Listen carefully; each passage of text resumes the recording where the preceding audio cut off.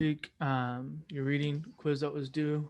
But again, if for this one specifically, it's still open, so you still have some time to do it. It'll be open for at least another week. So do please get it in if you haven't done so already. Worksheet number 13, that's due today. But again, if it says here, just complete worksheet number 4, which is the wrong one. But if you do have it there, have the worksheet there. If you haven't yet to turn it in, please do get it turned in as soon as possible. So that's the big thing for this next week. There's another worksheet that's due here in a couple weeks. I don't know why the internet's being so dang slow. Um, and your Deuteronomy Deuteronomy survey will be due next week. So again, just a heads up as you're doing your reading to get that turned in as soon as possible. You're not going to want to wait till the last minute to get it turned in. And again, as a reminder, if there is something that you're not going to want to skip, it is the quizzes and the surveys because they're just weighted so heavily. And so you're going to want to get those turned in if you haven't yet. Um, Jesus, things a mess. Anyway, and so you're going to want to take a look here for your Deuteronomy survey and start filling it out again next Thursday. And as you're working through the reading, begin to fill out this survey here. So, any questions, comments, concerns?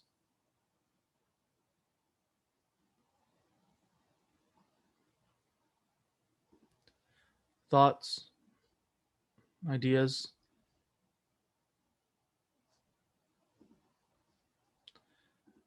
jokes?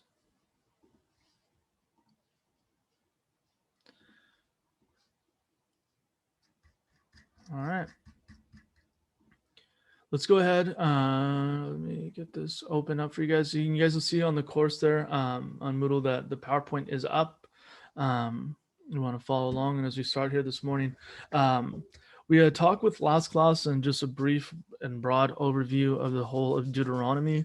And the thing I emphasized quite a bit was the fact that how Deuteronomy functions uh, in being these three sermons written as a ancient Near Eastern treaty. Again, important to have memorized or important to know, have written down. Three sermons of how the structure of Deuteronomy is laid out. Three sermons as an ancient Near Eastern treaty. And that it's best to think of Deuteronomy, this second law, as teaching.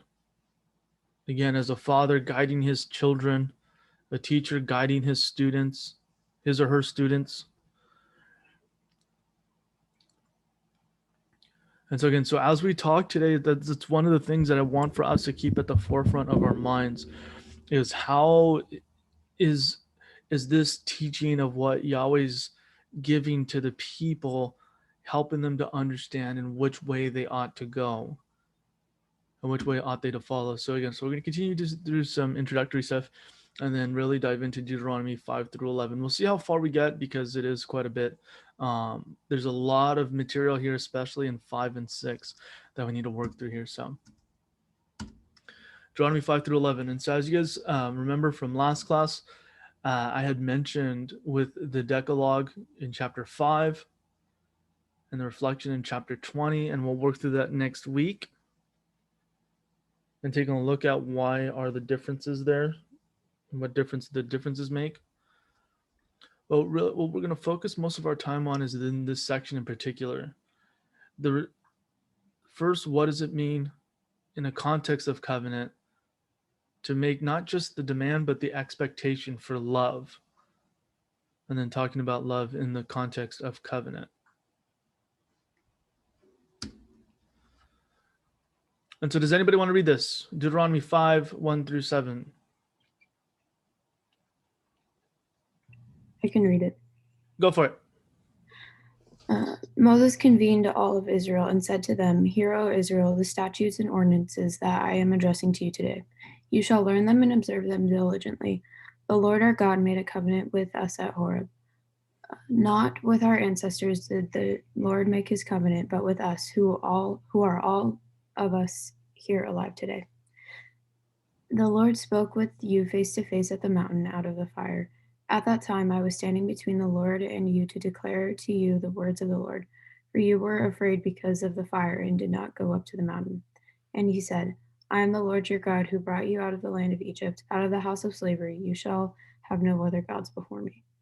Excellent, excellent. Thank you so much for that, Nicole. And so we have at the start of Deuteronomy, which kicks off this section of what begins the sermon series, if you want to think of it that way, the sermons that are going to start coming up here. At this call to hear, O Israel, and God having made a covenant with those who are alive. Um, it's important for us to know, and I had mentioned this at the start of class, but in the Hebrew Bible, you can't hear without having obeyed, and there's no obedience without having first heard. And that there's this intricate connection between the demonstrative action one performs and they're actually having heard the words which Yahweh has delivered, the prophet has delivered, Moses has delivered, what Torah is teaching. And so again, that there's not just this expectation for Israel to listen to these few sermons and then kind of go home and do whatever they will, but that in hearing, the expectation is that these things ought to be performed. It's not just this generalized good advice, but again, instructing Israel on the way that they are to go. And so that recalling of the covenant only affirms this kind of commitment to that which the people have committed themselves to. And so that little bit with did verse 4 actually happen? Again, it's just calling to question, did it happen to them or did it happen to their parents? And that question comes up again, mostly because it wasn't them, it was their parents that Yahweh had confronted. But what the author is trying to get, what Moses is trying to get at, and what the intention is that in a similar fashion of Yahweh's confrontation with the people at Sinai, a similar event of being a covenant people that have been delivered from Egypt is now kind of being superimposed here on this group of people. The Yahweh is, if we can say it this way, Yahweh starting over again with this new group, this new generation, and now speaking to them in certain terms that would have again brought back memories from Egypt for them, some of them. But again, it's likewise this affirmation of God's covenant commitment to these people that he's delivered from Egypt. And then calling back to that covenant that he's made with them at Sinai and building on it, which is the important part, that kind of building that Yahweh's doing. And so we won't, well, again, we'll go through this next week of reading the two versions of the 10 commandments or 10 words from Exodus 20 and Deuteronomy 5, but that's going to be something we paid attention to here moving forward. And so we have this little bit in Deuteronomy 6. Again, this call again to listen. That hear therefore, O Israel, and observe them diligently, so that it may go well with you, and so that you may multiply greatly in a land flowing with milk and honey, as the Lord, the God of your ancestors, has promised you. Hear, O Israel, the Lord is our God, the Lord alone. You shall love the Lord your God with all your heart, with all your soul, and with all your might. And so we're going to talk about these components more specifically today and really focus in on this last section of you shall love the Lord your God with all your heart, soul, and with all your might. Again, it's something that we're probably familiar with if you spent any time in church about the whole point of the church's existence or Christian's existence is to love God and love their neighbor. Or they'll recall a passage of some kind of form of saying this, loving the Lord with all your heart, soul, mind, and strength. Um, but usually what that's taken to mean is to have a heartfelt kind of commitment.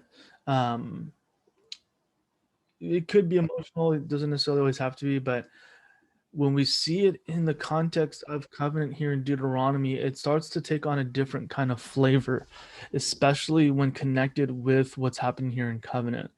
And so what you have here in chapter 6 especially for Israel, that this is central the way Israel understands not only their commitment to Yahweh, but also the expectation of what their faith was meant to look like. And this is really, really, really, really important, especially because often the characterizations of Hebrew faith is often rendered or boiled down into just a bunch of legalisms when that wasn't the goal. The intention is that in and through their obedience, they're demonstrating a kind of love or loyalty or devotion to Yahweh. And in keeping Torah, that's how they show their love. That's how they show their loyalty. And so, again, so this should help us to read not only the whole of the Hebrew Bible differently from Genesis all the way through Malachi, but even the whole of the Bible, and how Jesus's expectation of if you love me, you'll keep my commandments carries this same kind of theme over into the New Testament. That what does love look like? It looks like obedience.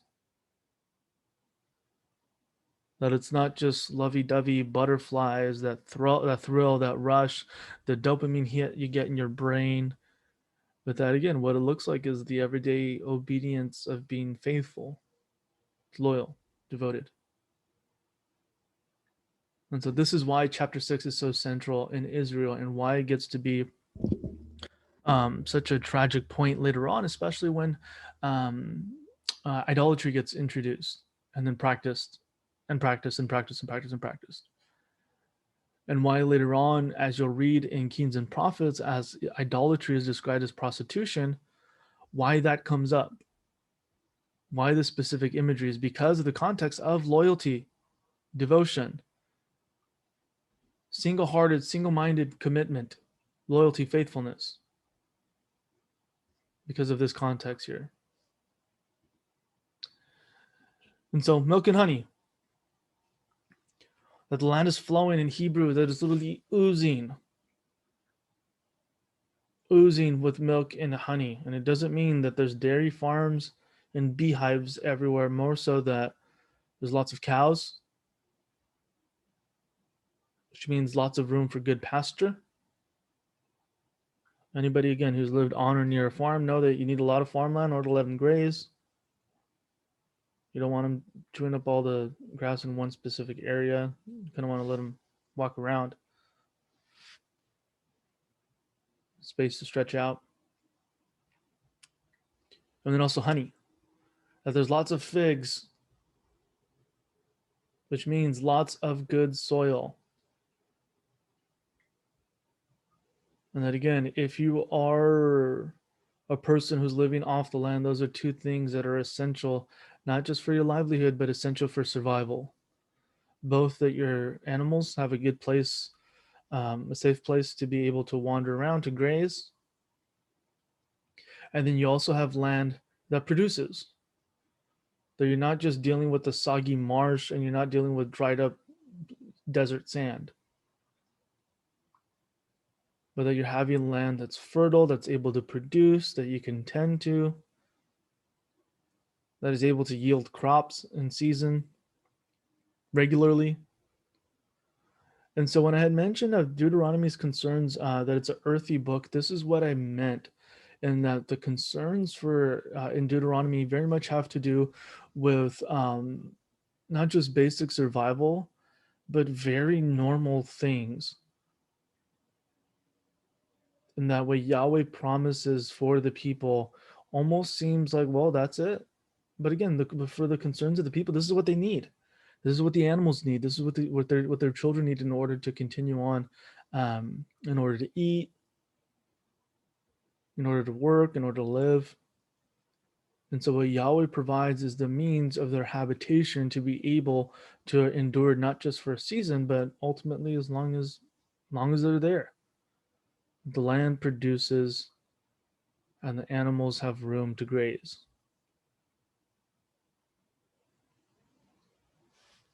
And so again, what Yahweh is giving to them, and again, it's more than just it'll say a good and broad land, um, and that it's quality.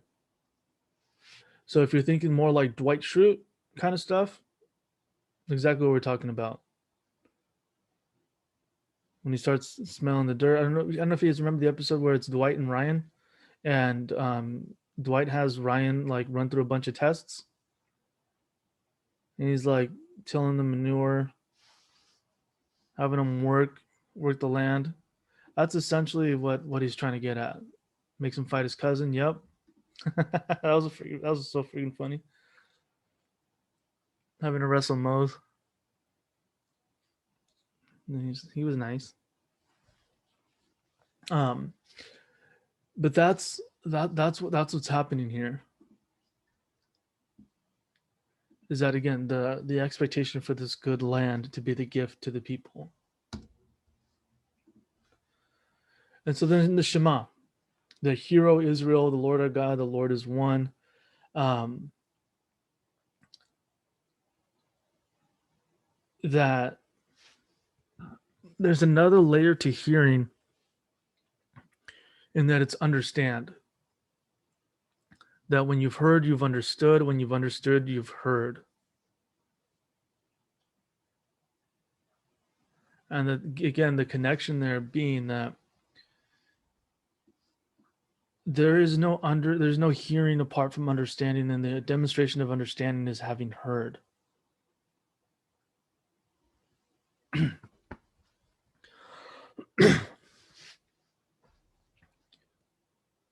And so for the people again that to understand that, and it could be two possibilities, that the Lord Yahweh is one, or the Lord Yahweh alone, kind of singular. But again, with these two possibilities, it's either the suggestion of monotheism, that there's only one God, or monolatry. What I mean by that is the worship of one God alone.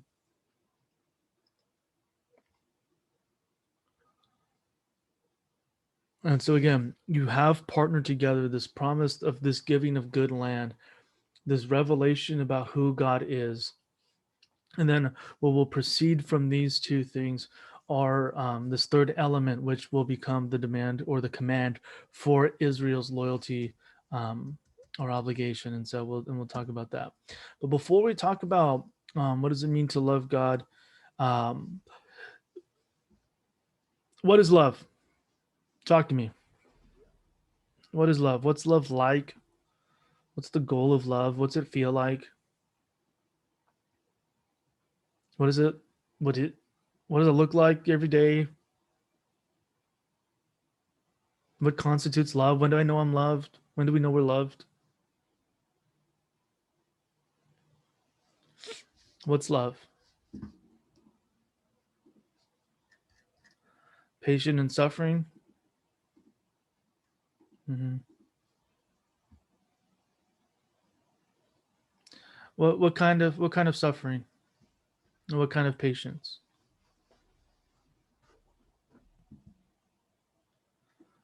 Self-sacrificing. Sacrificing for who or for what? And I guess the same thing. Attentive. Attentive to who or to what? For others. You guys can you guys can turn on your mics too. You can talk. Loving someone when it's hard. When they buy you food. That's love. That's how you know you're loved. It has to be good food though, because if it's kind of I guess the intention's there, but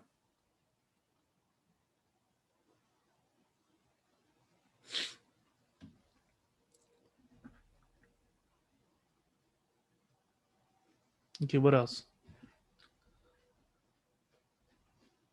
When you guys think about what it means to love somebody or to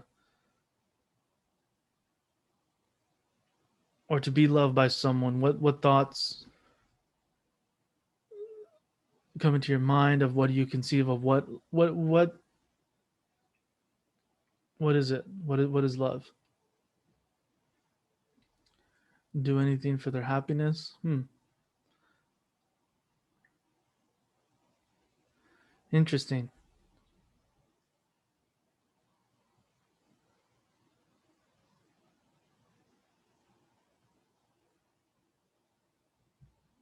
Listen to them and be there for them. Commitment. Commitment. Genesis, you went there. Commitment to what or to who? Again, I'll keep saying that because again, I think there ought to be a kind of object of all these things instead of being a general thing.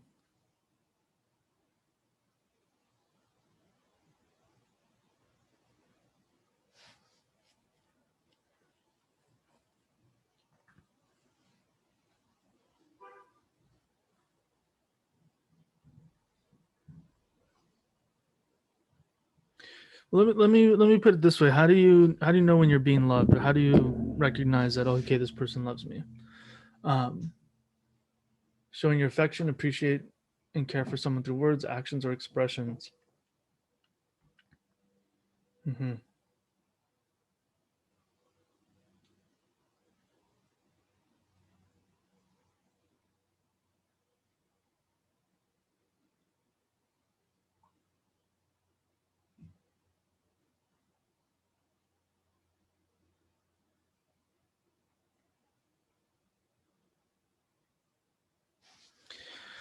Let me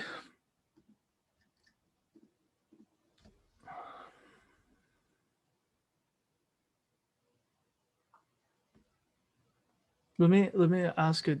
Let me when someone takes time to learn how you receive love and they love you in that way. Yeah. Let me ask it this way because I'll ask a different question. What is I guess this will kind of flesh out the different ways we understand it. But what is how might we describe anger? And you guys will see the reason why I asked this question in a little bit. Like, what does it mean to be angry or to have anger or to feel anger?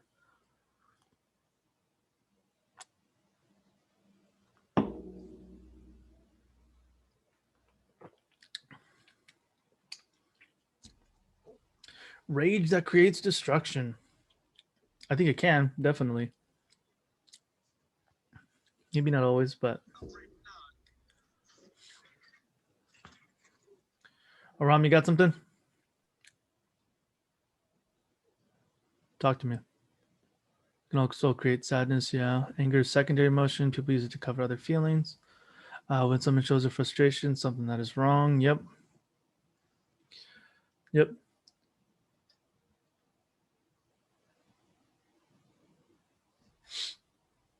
Now a couple more. Again, and then I'll bring up why I bother bringing up something like anger as opposed to love. Yeah, anger is definitely a secondary emotion. Fear is usually the primary one. But there's a reason why I bring up anger more specifically.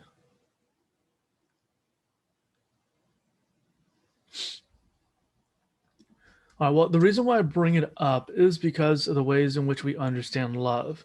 Um, Especially with the way you guys had expressed it, it's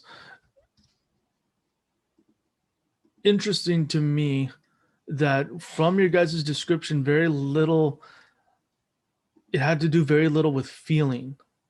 Um, as the primary condition of the way we understand love, what it means to be loved, what does it mean to show love, and that love is here from Jeffrey Tegay, who's an Old Testament Jewish scholar.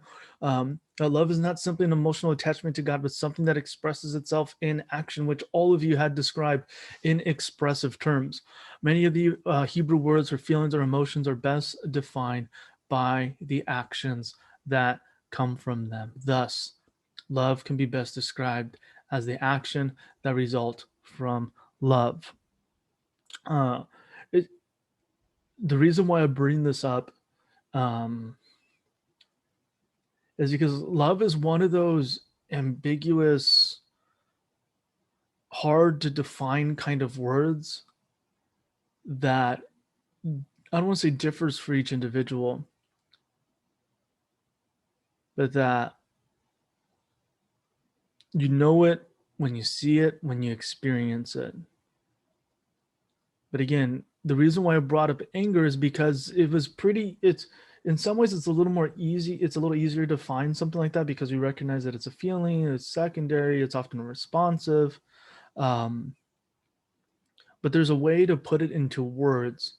Whereas with love, it takes this all reaching kind of varied and multivalent expression that kind of is able to describe this one word that we're all looking for: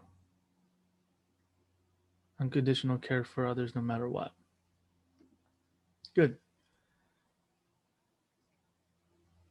And so, again, that if love is expressed in actions and cannot be understood apart from it, is it, again, is it possible to love somebody without having performed the activities that look like love?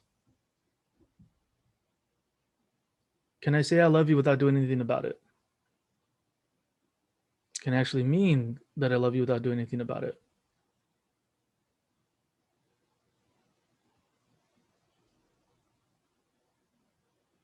Because you could be angry and not do anything about it.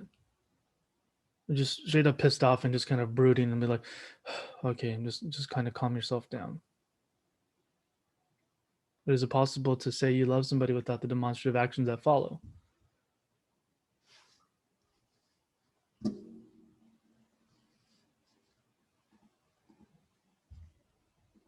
That's all right. You can talk to me again. I'm just thinking out loud here, putting on some Ed Sheeran.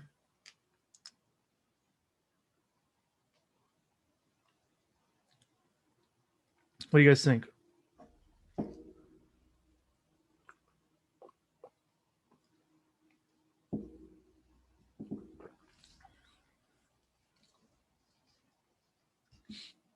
That is it possible to love without the actions that actually flow from that that description, or us saying, can I love you without doing anything about it? Well, when you love someone, like the actions are consequential, like they go together. You can't really separate the two. Mm, Um, Sometimes the actions don't look like love, or like you can love someone but then mess up so it doesn't look like it, but you still do. yeah, But in the end, the actions will show that you love the person. yeah, yeah, yeah. And I think it's important that when you had brought up consequential, that it's not just something that just kind of happens. The intentionality that goes with it.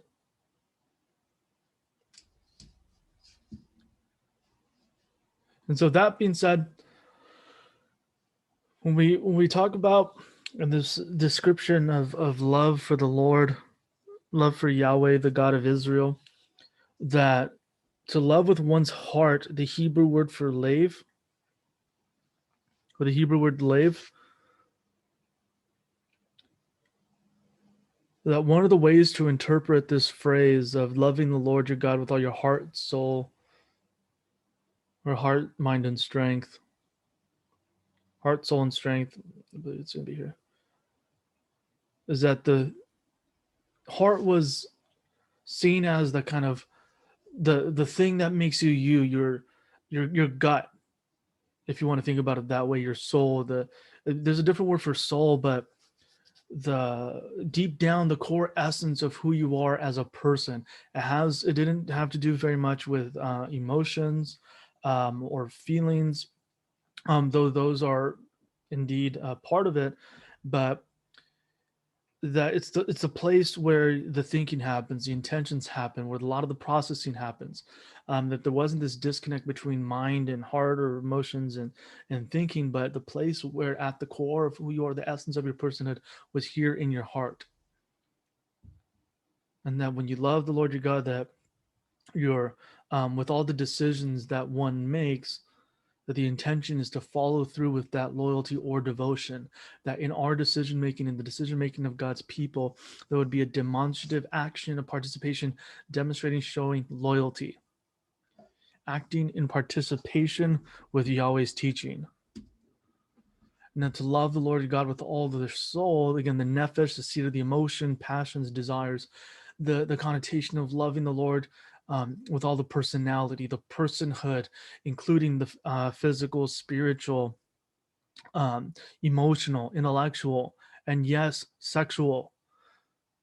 That all of these components of what it means to be a person, that to be guided by Yahweh's Torah, by his teaching in the ways in which God's people ought to go, and the commitment of loving, a demonstration of loyalty or devotion in that regard to um, keeping Torah as it relates to one's personality, one's personhood.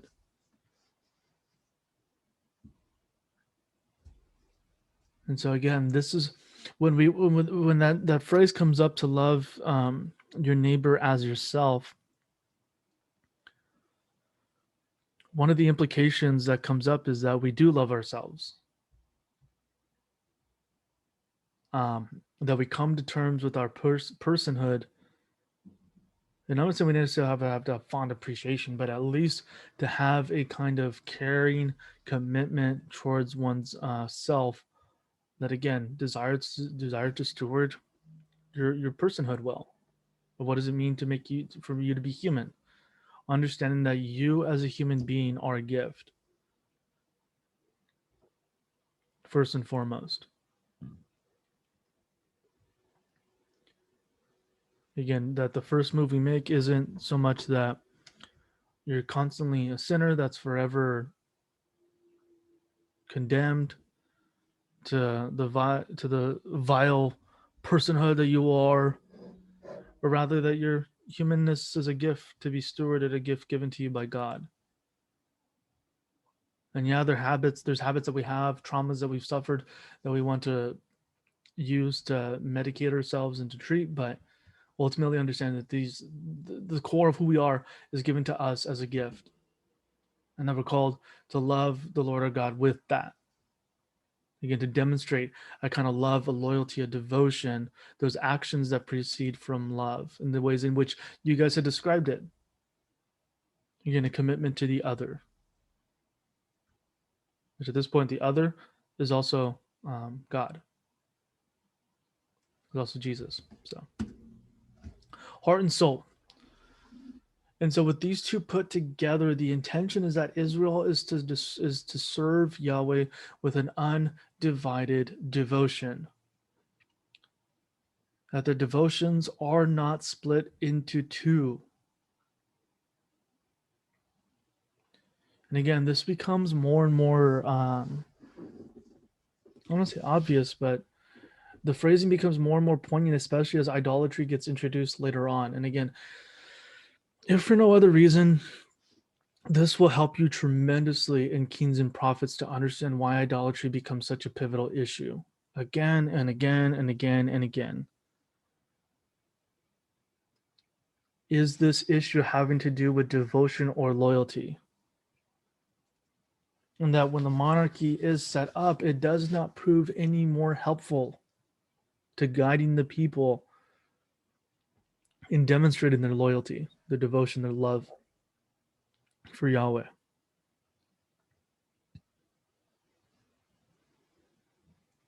And so, again, this expectation that's put on Israel starts out here in Deuteronomy, gets carried over to the New Testament, and then gets repeated here, specifically in Deuteronomy, especially with that phrase to love the Lord your God with all your might or with all your strength. The Hebrew meodika, exceedingly or very, very much. And here, strength is probably added here to add an emphasis.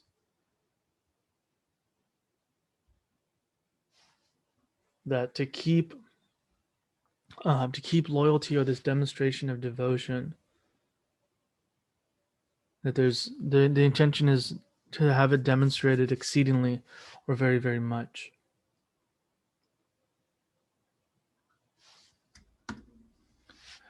And so some of the possible interpretations for this specific phrase, that you're to love the Lord your God with all your actions, emotions, and possessions. Again, the things that we as human beings are responsible for, that's the expectation, that with the way in which Israel stewards these things is how they demonstrate their love, loyalty, or devotion to Yahweh. But I think a better way to render this is that the love for the Lord, um, your God, comes with an undivided devotion, even at the cost of one's life. Which again, it's the biblical motif that's carried over not only to the New Testament, but is also the expectation for those in the early church, and often the experience of those within the early church. That you have, again, the demand for undivided loyalty or devotion. And the curious thing is that love and the mention of it isn't unique to his to Israel. That this demand also comes up in other ancient Near Eastern treaties and covenants, and that it lets us know, one, again, that Israel is within a context, and two, that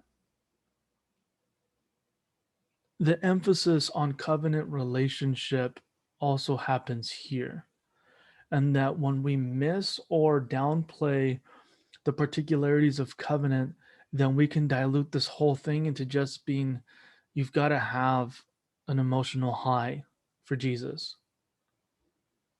And that if you don't have that emotional high, then there's something wrong with you. And that if you don't have that zeal, that gusto, um, that passion all the time, then there's something wrong with you. Why? Well, because you don't really love the Lord. You're not here at church all the time. You're not doing all these different things that other people are doing. There's something wrong with you. And so again, much like, so one of the things I'm surprised about, that with one of the ways, what is love? Nobody put a biological process, and science has done quite a bit of work in this area with seeing how, when individuals hold hands, what happens in their brains.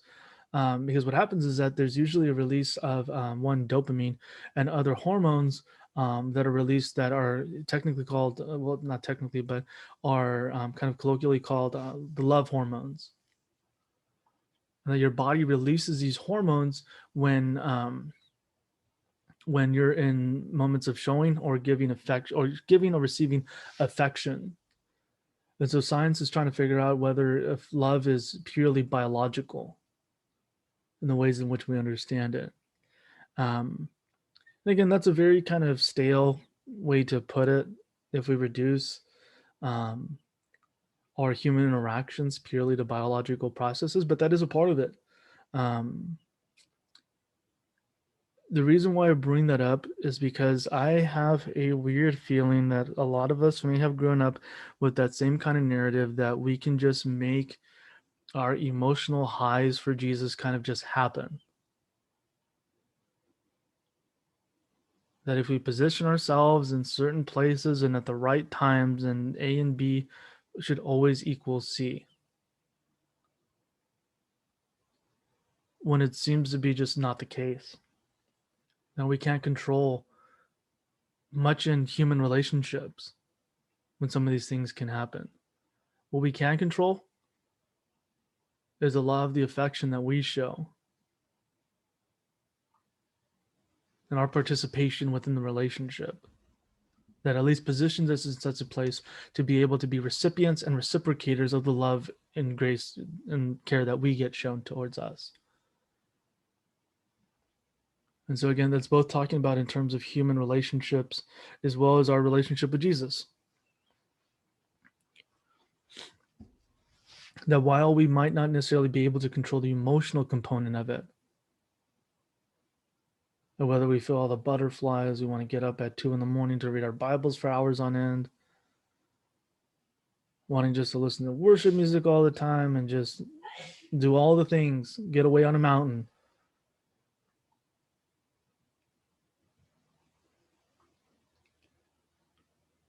But that the very human, very earthy kind of components to relationship in the everyday decision making, that the devotion and care that I show for my wife isn't just in the flowers that I get and the songs that I sing and all the cuddles and snuggles. And those are sweet moments.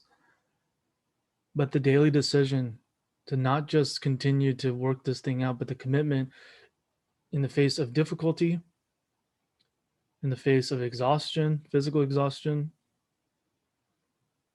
and the loyalties from the heart that are demonstrated, in saying and recommitting myself that this, you're my person. I would say love looks a lot more like that than it does, again, just the fluff, if you will. The fluff is nice. It feels good. It feels really good. But the everyday decisions that we make of whether or not this thing is demonstrating a faithful obedience to Jesus, that's the kind of thing love's made of. And that's the kind of thing that Yahweh's expecting for his people.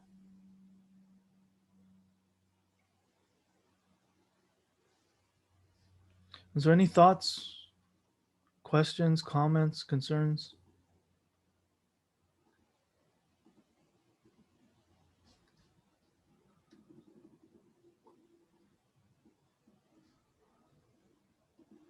And some of us can get disillusioned with this. That again, there's something wrong with us because at one point we were all about this life, and then at another point we're just kind of like, I don't even know if I really want to pray. I'm not even sure what I believe anymore.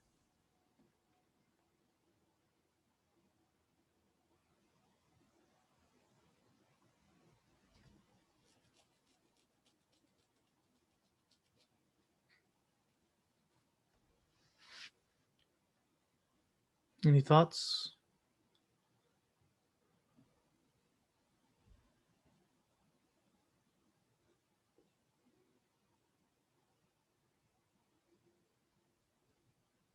Man, rain rain drowned out everybody's microphones.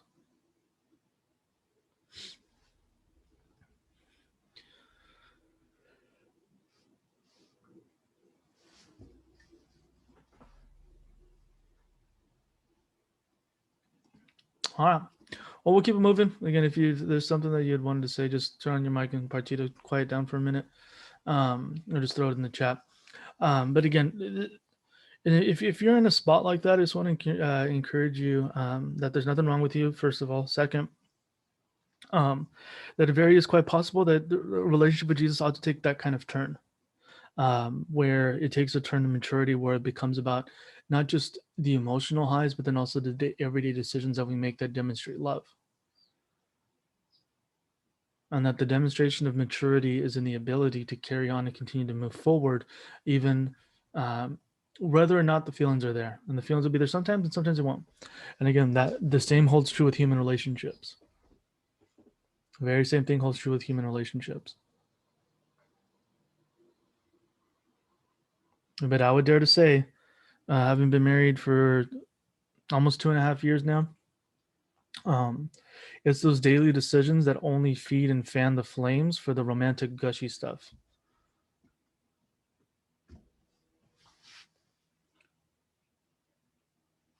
And so again, that it's this that gives way to the kind of passion that we're wanting to see. And so then in the rest of Deuteronomy chapter 6 of what Moses has the people to do is and invites people, commands to them that they keep the words in their heart, again at the core of their personhood, that they recite them to their children, that is to teach the children. And you'll see with some Orthodox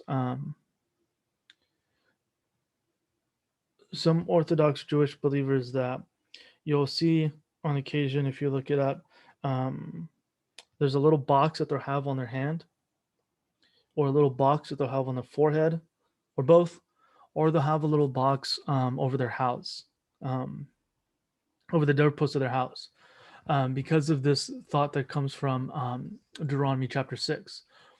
That again, one of the ways in which an individual shows their love or devotion for Jesus, or shows their love for Yahweh, is this binding on their hands, their forehead, and their doorposts. And so there's tefillin, I believe those are on the hands, and then the mezuzot, which is over the heads or over the doorposts.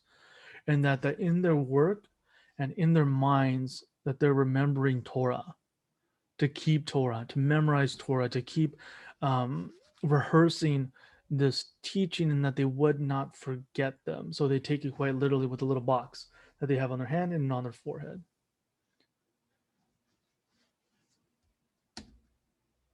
And so then after this setting up of this command demand for obedience, you have these dangers to faith and obedience after conquest. Um, let me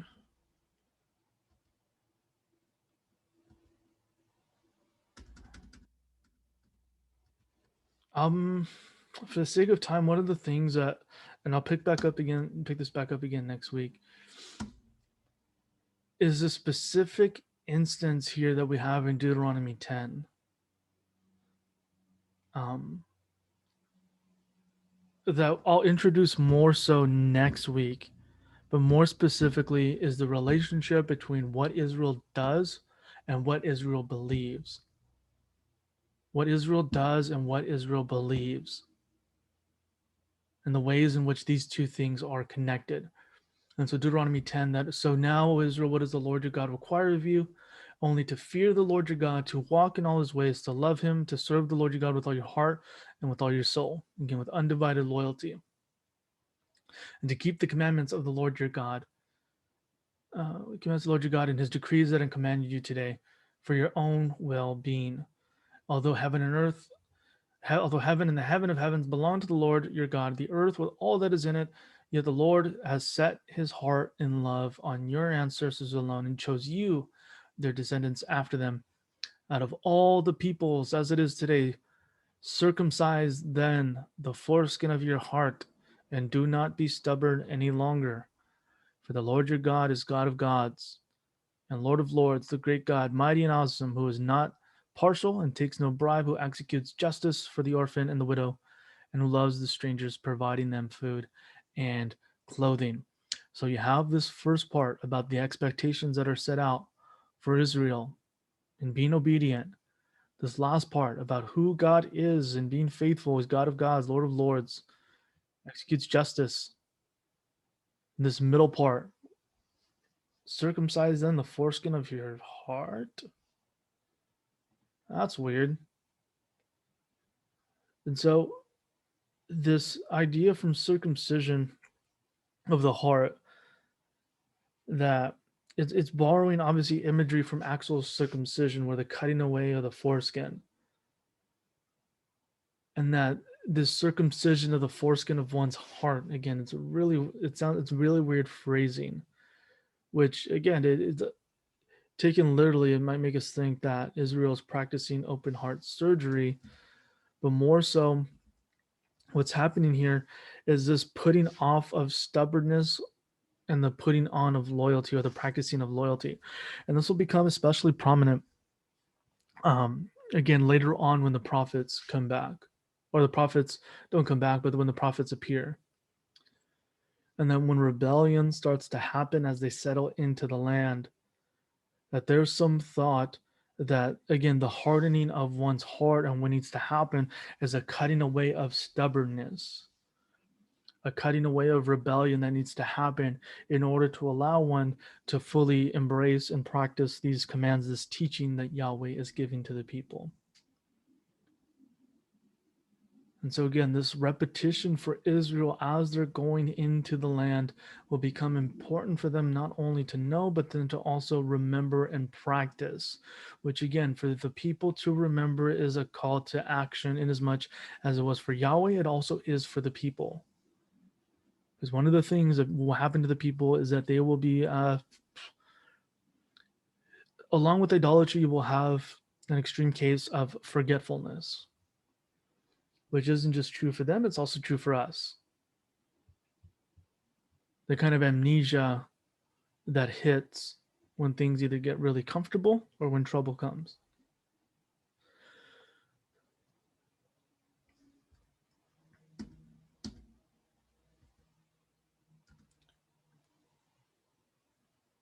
And so I will go ahead and end with this, that Moses sums up the preamble to the laws. All he has said in the preceding chapters culminates in a choice between two futures: a blessed one if the people obey the terms of their covenant with God, and a cursed one if they do not.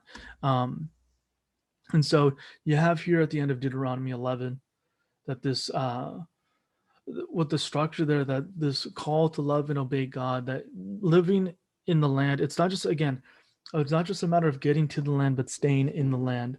And the way that they're able to stay in the land is demonstrated by this love or covenant loyalty, this faithfulness, this obedience, this demonstration of love was not just was how they were going to stay in the land. And so again, that's really important for us to know when we talk next week with Israel's ethics, that this demonstration of loyalty or love will be predicated on the thought that how they treat their neighbors. There's an intricate connection between their loyalty for God and their love for their neighbors, demonstrated love, compassion, care, kindness for their neighbors. And we'll talk about that next class. Is there any questions, comments, concerns?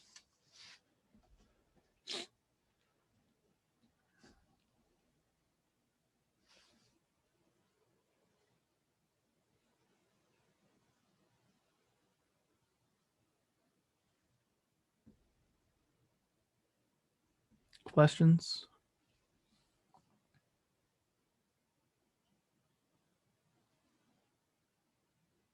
All right. Well, if there's no questions, you guys have an absolute. Actually, Go ahead, Josh. Go ahead. it's not about the what we just learned. Oh, When is the study guide going to be up? that's what I forgot to mention. So it'll come out today. I'm actually just finalizing it right now, and then I'll have it posted this afternoon. Yeah, it took me a little bit longer again because yesterday I wasn't expecting to be at my grandpa's house as long as I was. So, but yeah, it'll be up today, and I'll send you guys an email about it.